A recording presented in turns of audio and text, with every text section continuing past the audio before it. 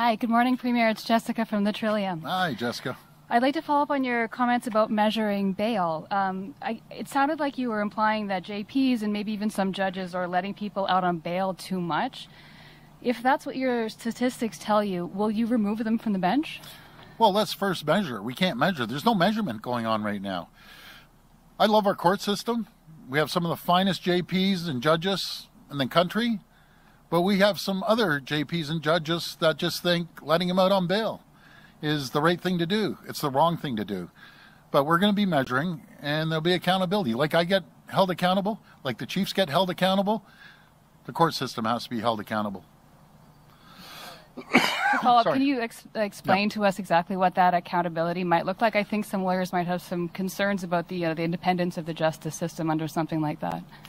Well, they're always independent, but who holds them accountable? How do you like someone banging in your door, put a gun to your head, and find out later that they're out on bail 4 or 5 times, and they're mocking the police in the back of the cruiser, saying, by the way, I'll be out on bail by the time you start your next shift. There has to be accountability at all levels, starting from the Premier, right from the Prime Minister, the Premier, and police chiefs, and the courts. Courts aren't exempt. They have to be held accountable for the decisions they make.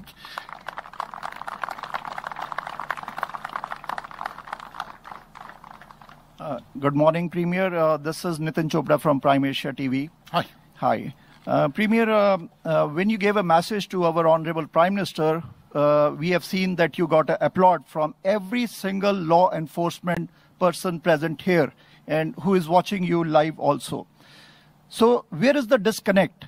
Reason everyone is praising this government, the provincial government, that you are doing investment funding for the public safety.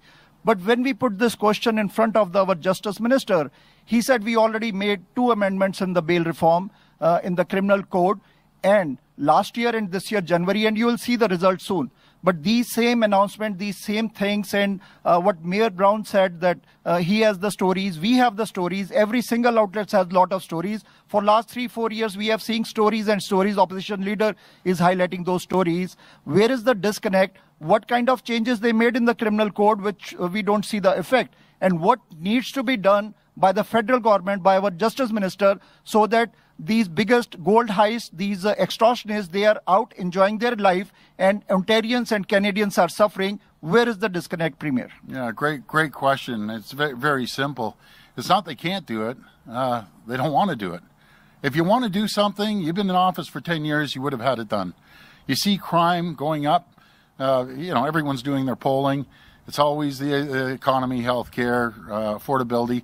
But guess what's number 2 is crime now. I've never seen it. Usually it's about 8. It's number 2. People don't feel comfortable going down to the subways, walking the streets late at night. And we all know that doors are being kicked in, guns are being put at people's heads, and their cars are being stolen. They don't feel safe any longer. But we're going to put an end to it. We're going to put an end to it with a collaboration with police services right across this province, all 3 levels of government. And we're going to start beating the drum on the federal government. Not only the bail reform that we came up with, and we wrote a letter, and to be honest, that's the only reason it ended up getting done, but mandatory sentences. That when you commit a crime, there's accountability, and they're going to think twice if they commit a crime and they know they're going to serve 5 years. Compare what they do here versus down in the U.S. Look at the laws down there. If you break into someone's house with a gun and put the gun to their head and then steal their car. Here, you get slapped on the wrist and you're out on bail to commit the same crime the next night. Unacceptable. We aren't standing for it anymore. And we're going to make sure that we make the appropriate changes.